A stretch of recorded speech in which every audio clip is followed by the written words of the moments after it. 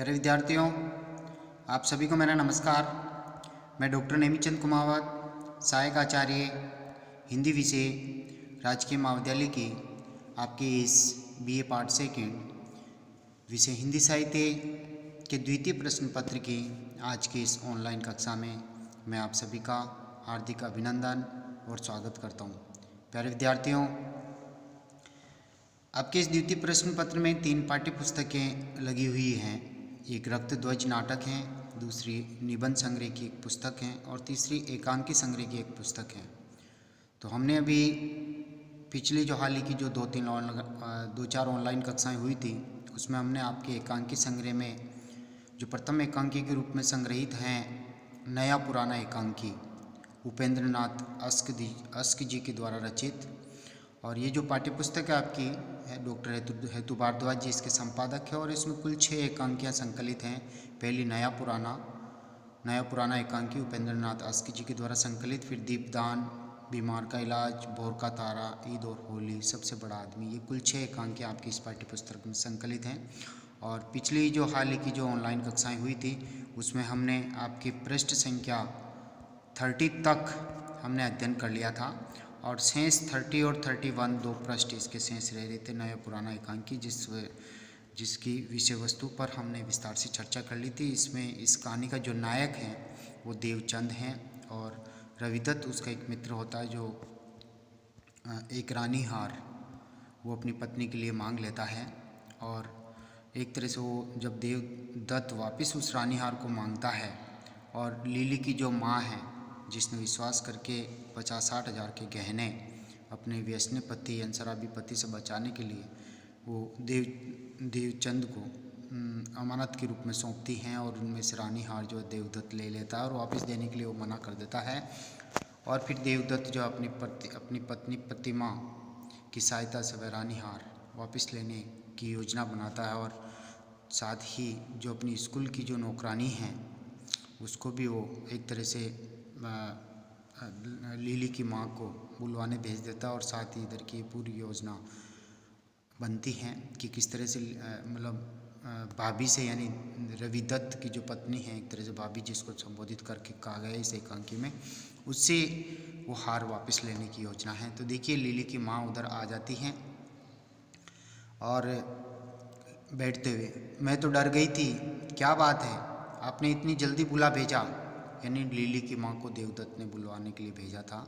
साथ ही प्रतिमा और देवदत्त दोनों पति पत्नी जिन्होंने भाभी से वह पुनः हार लेने की योजना बनाई और उसको ताले में रख करके एक तरह से अलमारी में लगा दिया, ताले चाबी बंद कर दी यानी ताला लगा दिया गया, और जेब से चाबी निकाल करके भी वे देने की कोशिश की लेकिन उसने चाबी ली नहीं, वो ताला तोड़ करके ही उसमें से वो रानी हार निकालना चाहता है। देवचंद अंदर कोठरी में जाता और कुछ क्षण बाद एक डिब्बा उठाकर लाता है और उसे लिली की माँ के सामने रख देता है और उस पर माला टिका देता है, यानी जो रानी हार जो दिया हुआ था वही रानी हार वापस लेकर के उसके ऊपर रख देता है। और लिली की माँ ने जिस तरह से विश्वास करके 50-60 हज़ार के गहने देवचंद को जिस तरह से दिए थे उसी तरह से वो वापस सौंपना चाहता है और कई तरह के वो बहाने बनाता है। तो देखिए लिली की माँ हैरानी से, ये क्या देवचंद आपकी अमानत? लिली की माँ और भी हैरान होती है, लेकिन देवचंद आप इसे ले जाइए, यानी लेकिन का तात्पर्य यहाँ पर डॉट डॉट है तो कुछ चीज़ छुपी हुई है, वो कहना चाह रही है लिली की माँ लेकिन कह नहीं पाती कि ये तो मैंने लिली के विवाह के लिए, वो जब एक तरह से बड़ी हो जाएगी तो एक तरह से अच्छे परिवार में उसका विवाह करने के लिए इन पैसों को बचा करके रखने के लिए मैंने ये गहने आपको उपहार में दिए थे, यानी अमानत के रूप में दिए थे, और आज वो वापस लौटा रहे हैं, तो इसका ये गहने मेरे पास अब बचेंगे नहीं क्योंकि मेरा व्यसनी पति इनको उड़ा देगा। देवचंद आप इसे ले जाइए। लिली की माँ, लेकिन आपने वादा किया था कि आप लिली की शादी तक इन्हें अपने पास रखेंगे। देवचंद, पर अब ये मुश्किल है।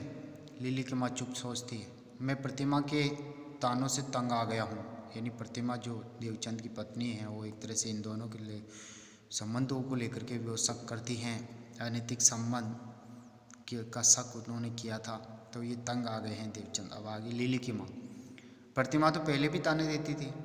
देवचंद, मुझे इनके चोरी हो जाने का डर है, आप जिस तरह मुझे ये अमानत सौंप गई थी उसी तरह ये वापस ले जाइए। लिली की माँ, चोरी तो मेरे यहाँ भी हो सकती है, कोई बाहर से न आए तो घर वाला ही डाका डाल सकता है। यानी कहने का तात्पर्य लिली की माँ कह रही कि चोरी तो मेरे घर भी हो सकती है, आपके घर भी हो सकती है, चोरी तो चोरी है, और कोई संपत्ति चली गई तो चली गई। देवचंद, तुम नहीं समझी लिली की माँ, मुझे बाहर के चोर का भय नहीं, अंदर के चोर का भय है, डर है। लिली की माँ, यदि आपकी चोरी हो जाती तो मैं समझूंगी मेरी ही चोरी हो गई। देवचंद, तुम बिल्कुल नहीं समझी लिली की माँ, मुझे मन के चोर का डर है, मुझे स्वयं अपने आप से भय है। आज तक मुझे अपने आप पर पूरा विश्वास था, पर आज रवि की बातों ने उस विश्वास को डिगा दिया है। यानी मेरा मित्र रवि जो है उसने एक तरह से मेरे विश्वास को डिगा दिया, मेरा आदर्शों पर उसने प्रहार किया है कि इनको हजम कर जाओ। जो रानी हार लिया वो देने की नीयत भी उसकी नहीं है, और है जिस गहनों को ही वो कह रहा है कि तुम दबा जाओ। तो इसलिए मेरा मन जो इतने समय तक आदर्शवाद की रक्षा करता है, अब वही बेईमान बन बैठा, इसलिए वो बहाने बनाता है कि उस विश्वास को डिगा दिया है। तुम्हारे आभूषण दबाए भी जा सकते हैं, ये मैंने कभी नहीं सोचा था, किंतु अब इस क्षण के बाद मैं ये नहीं कह सकता, मुझे मन का भरोसा नहीं, अर्थात मुझे अपने आप पर भी विश्वास नहीं है मैं इन तुम्हारे गहनों को कभी दबा सकता हूँ। तो ये तो आधुनिकता है, आज का युग है।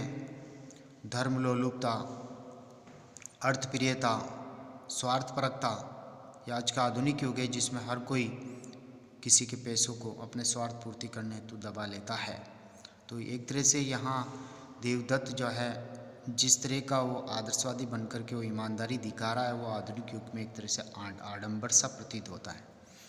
डिब्बा और रानी हार उठाकर उसकी झोली में रख देता है। सहसा कुर्सी पर अचल बैठा रहने वाला व्यक्ति उछलकर उठता है। देखिए वो क्या कहता है, नया पुराना एकांकी से, एक तरह से अचल बैठा रहने वाला व्यक्ति, बकवास, ये सब बकवास है। कमरे के मध्य आ जाता है, बंद करो, क्या इसी की प्रशंसा के पुल बांध रहे थे तुम कि मैं एक आदर्शवादी हूँ और इन पैसों को जो है वापस लौट, मतलब इनकी रखवाली करूँगा और वापस लौटाऊँगा, क्या यही तुम्हारी प्रशंसा के पुल बांध रहे थे? मैं अब तक बड़ी कठिनाई से अपने आप को रोक के बैठा रहा, पर अब ये सब बकवास बंद करो। असीम उपेक्षा से, सस्ती भावुकता, पुरानी गली सड़ी थीम और दकियानुसी ट्रीटमेंट, इसमें यथार्थता कहाँ है? ये तो बनावटीपन लगता है, ये तो आडंबर है। जिस तरह से तुम पुरानी बातों पर आदर्शवादों को लेकर के तुम चल रहे हो, जो थीम तुमने अपना रखी है, वो तो एक तरह से उसका उपचार तुमने कर दिया है कि मेरा मन भी बेईमान हो सकता है, उसकी दवाई दे दी और उसका उपचार कर दिया। जबकि आधुनिक युग में हर मनुष्य का मन जो है वो बेईमान है। तुम किन आदर्शवादों को लेकर के चल रहे हो?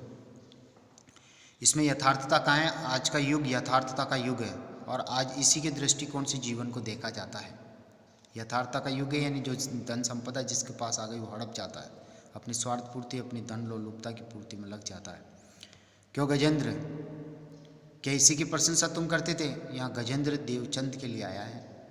देवचंद यानी गजेंद्र, पर यह तो 16 आने वास्तविक है, एक बिल्कुल सच्ची घटना से इस नाटक का कथानक लिखा गया है। अचल बैठा रहने वाला व्यक्ति फिर कहता है, तुम इसे यथार्थता कहते हो? कौन आज के ज़माने में 60,000 की चीज़ वापस कर देगा? कोई नहीं करता, तो ये यथार्थता कहाँ है? तुम तो एक तरह से आडंबर कर रहे हो, ईमानदारी दिखा रहे हो, ईमानदारी का आडंबर कर रहे हो, जबकि तुम्हारे मन में भी इन पैसों को हजम कर जाने की भावना पैदा हुई है। रविदत्त ने तेरे को समझाया है। गजेंद्र, पर मनीराम ही वे आदमी हैं, मनीराम यानी धन संपदा ही वे आदमी हैं। फिर अचल बैठा रहने वाला व्यक्ति अंतिम वाक्य कहता, चीख कर, मनीराम मूर्ख है, अर्थात ये धन संपदा मूर्ख है, और आज का यथार्थवादी ऐसे मूर्खों का चरित्र चित्रण नहीं करता। वह अपवादों को छोड़कर आम आदमियों की बात करता है। वह आदर्श के पीछे नहीं भागता, यथार्थ के पीछे दौड़ता है, यानी यथार्थ के पीछे धन दौड़ता है। वह सौंदर्य को नहीं, विभत्स को चित्रित करता है। वे यथार्थवादी हैं, घोर यथार्थवादी। यह नाटक नहीं चलेगा, कोई और चुनो और देखो, इस बार मसौदा मुझे दिखा लेना, यानी पहले दिखाया नहीं था, अब मुझे दिखा लेना। तो खटखट पांव रखता हुआ चला जाता है गजेंद्र, चकित और किंग करते हुए विमूढ़ होते हुए। यथार्थ यानी ये यथार्थ नहीं है तो और क्या है। मैंने जो अमानत मेरे पास आई मैंने वापस सौंप दी उनको, उनमें से मैंने कुछ भी नहीं दबाया, तो ये यथार्थ ही तो हैं। पर मैं कहता हूँ यह एकदम यथार्थ है। 16 आने सच। लिली की माँ की ओर देखता हुआ, तुम तो जानती हो मनीराम की बात। अर्थात वो अचल बैठे रहने वाला व्यक्ति, एक तरह से उसका नाम मनीराम, पर्दा सहसा गिरता है। तो कहने का तात्पर्य ये जो एकांकी हैं, एक ही अंकी एक ही दृश्य में ये दिखाई गई है और केवल एक ही घर के अंदर घटित होने वाली सारी घटनाएं हैं इसमें। तो यहाँ इस पूरी कहानी का जब हम निचोड़ निकालते हैं, सारांश निकालते हैं, तो एक चरित्र प्रधान कहानी है, एक सामाजिक समस्या को लेकर के लिखी गई है। सामाजिक चरित्र प्रधान कहानी इसको हम कह सकते हैं। और इस कहानी में जो मुख्य पात्र है देवदत्त और उसका जो ये तो हैं पुराने विचारों के, दूसरा जो इनका मित्र हैं वो है रविदत्त। देवचंद पुराने विचारों के आदर्शवादी विचारों पर बल देता है और रविदत्त जो है वो एक तरह से नए आधुनिकतावादी विचारों को महत्व देता है, आधुनिकतावाद को महत्व देता है, यथार्थवादी हैं। तो कहने का तात्पर्य आज का जो आधुनिक समय है वो समय यथार्थवादी हैं और उसमें आज मनुष्य कुछ आदर्शों को अपना करके ईमानदारी दिखाने की कोशिश करता है, तो आज के समय में आडंबर लगती हैं।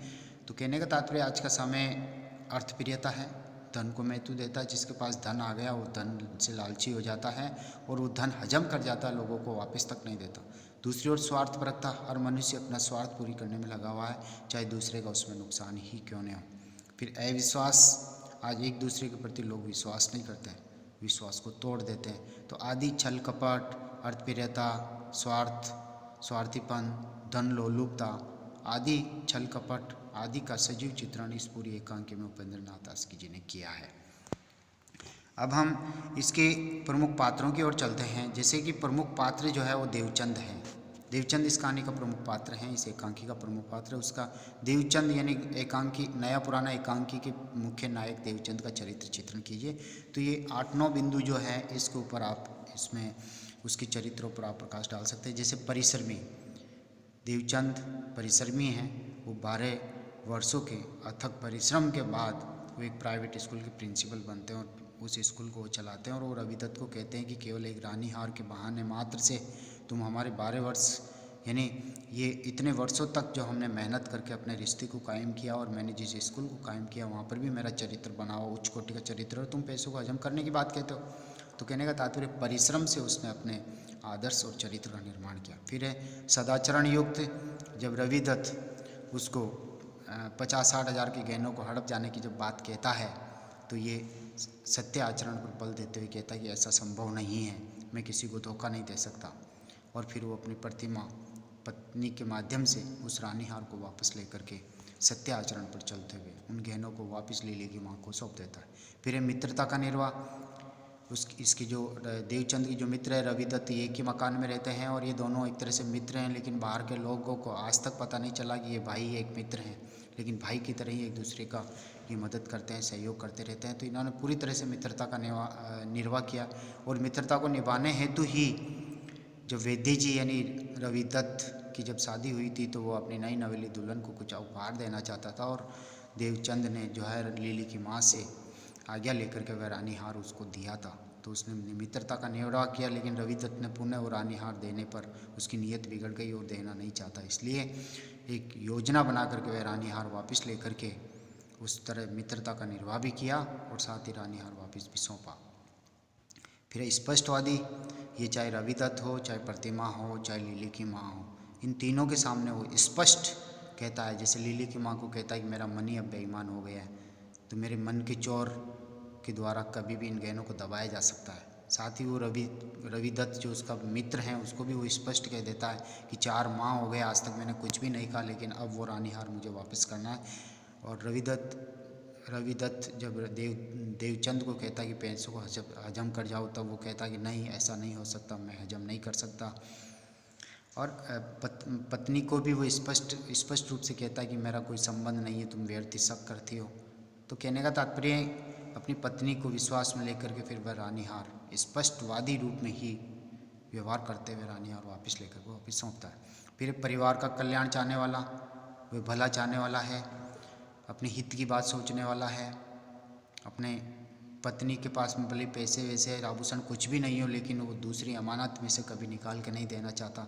वो जैसे तैसे एक स्कूल चला करके वो रात और दिन मेहनत करके अपने परिवार को चलाना चाहता, परिवार को तोड़ना नहीं चाहता, और पत्नी से भी कहता है कि तुम्हारे सिवाय मैंने किसी की और आंख तक उठा करके नहीं देखी, तो इसलिए परिवार का कल्याण चाहने वाला चरित्र निर्धन। साथ ही निर्धन व्यक्ति हैं ये, इसके पास जैसे तैसे पैसे केवल इस स्कूल के माध्यम से ही आए हैं। वो रात और दिन में एक ही दिन में वो धनवान बनने वाला नहीं है। उसकी पत्नी के पास पहनने के लिए वस्त्र नहीं है, चूड़ियाँ तक नहीं है, कानों में बालियाँ तक नहीं है, लेकिन जैसे तैसे वो दरिद्रता का जीवन जी रहा है, लेकिन ईमानदारी के साथ जीना चाहता है। चतुर व्यक्ति भी है, उसने बड़ी चालाकी से बड़ी चतुरता दिखाते हुए रानी हार भाभी से वापस लिया था। फिर दृढ़ निश्चय, और अंत में वो निश्चय यही करता है कि मैं रानी हार वापस भी लूँगा और लिली की माँ को सौंप भी दूँगा और अपने चरित्र पर दाग भी नहीं लगने दूँगा। तो इस तरह से कहानी का जो नायक है ये इसका चरित्र उभर कर आता है। साथ ही रविदत्त का चरित्र हम बीच बीच में देख चुके थे। ये कार्य के प्रति जागरूक हैं, वैद्य हैं, अपनी दुकान पर समय पर चले जाते हैं, मृदुभाषी हैं। देवचंद ने इतनी बार इसको रानी हार देने के लिए कहा, लेकिन ये हर जगह मृदु और मीठा व्यवहार करता, आवाज़ में कभी नहीं आया। यथार्थवादी हैं। आज के इस युग में जो है हजम कर जाने की जो प्रवृत्ति है, पूंजीपतियों के पैसे हजम कर जाना या बेईमानी की हद पार कर जाना, और फिर ये बेईमान भी हैं। इसका जो ईमान है इस पर ये चल नहीं पाया, रानी हार ले करके वापस इसने देने की नीयत इसने बिगाड़ ली। फिर प्रतिमा का चरित्र, ये कुशल गृहिणी भी हैं, पति का हर तरह से ध्यान भी रखती है कि नहाना धोना खाना पीना हुआ कि नहीं हुआ, स्कूल ऑफिस जाना कि नहीं जाना, इस तरह से, और हर पति के सुख दुख में ये काम आती हैं। तो कुशल गृहिणी भी हैं, संकालु नारी भी हैं। लिली की माँ और देवदत्त, इन दोनों के बीच के रिश्तों को लेकर के इसने शंका भी जाहिर की थी, अनैतिक संबंध कि वो कैसे विश्वास करके एक पराई पुरुष को, एक पराई स्त्री पराई पुरुष को इतने 80,000 50-60 हज़ार के गहने सौंप सकती है। तो उसको संदेह भी हुआ। फिर वो संवेदनशील भी हैं, पति की दयनीय स्थिति को देख करके, उसकी चिंताग्रस्त स्थिति को देख करके संवेदना व्यक्त करते हुए उनका सहयोग दे करके रानी हार वापस लेती है। और चतुर और चालाक भी हैं, क्योंकि वो चालाकी दिखाती है, चतुरता दिखाती है, और अपने एक तरह से अपने पति के इस कार्य को पूर्ण करने में मदद करती है। फिर हम आगे और बढ़ते हैं कि इससे जो एकांकी है, इसमें आज के वर्तमान सामाजिक जीवन में कई मूल्यों का पतन प्रदर्शित करता है, यानी पतनों की अभिव्यक्ति, यानी पतन जो मानवीय मूल्य है उनके पतन की कहानी ये जो है नया पुराना एकांकी के माध्यम से अभिव्यंजित हुई है। तो देखिए, एक तो स्वार्थपरकता, हर मनुष्य आज स्वार्थी हो गया, अपने स्वार्थ को पूर्ण करने में लगा हुआ है, जैसे रविदत्त।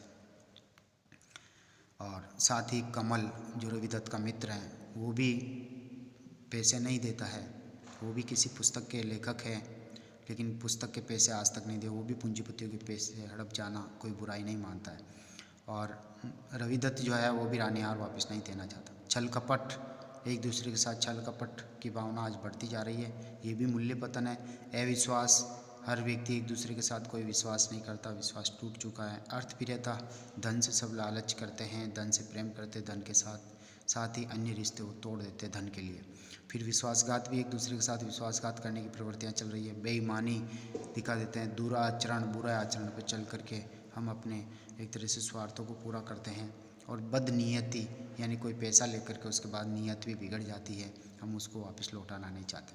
तो इस तरह से ये नया पुराना एकांकी है, जो चरित्र प्रधान एकांकी है। मूल्यों के पतन की कहानी है, सामाजिक मूल्यों का जो पतन हो गया उसकी कहानी ये प्रदर्शित करती है। और देवचंद इस कहानी का नायक है, जिसके चरित्र चित्रण को भी हम देख लिया है हमने। साथ ही एक प्रश्न और आता है कि नया पुराना एकांकी तत्वों के आधार पर इसकी समीक्षा कीजिए। तो कथा वस्तु, पात्र एवं चरित्र चित्रण, संवाद और भाषा शैली, उद्देश्य, अभिनेता यानी रंगमंच, तो इस तरह से लेकर के संकलांतरय, ये इनके प्रमुख तत्व होते हैं एकांकी, जिसमें प्राय सभी एकांकियाँ खरी उतरती है, क्योंकि ये रंगमंच पर प्रदर्शित करते ही इसका उद्देश्य अभिव्यक्त होता है। तो प्यारे विद्यार्थियों, इन 4 ऑनलाइन कक्षाओं में हमने इस एकांकी को पूर्ण किया, और अगली जो एकांकी होगी दीपदान एकांकी, डॉक्टर राम कुमार वर्मा जी के द्वारा लिखी हुई, उसका हम विस्तार से अध्ययन करेंगे। तब तक के लिए आपको धन्यवाद। जय हिंद, जय भारत, थैंक यू।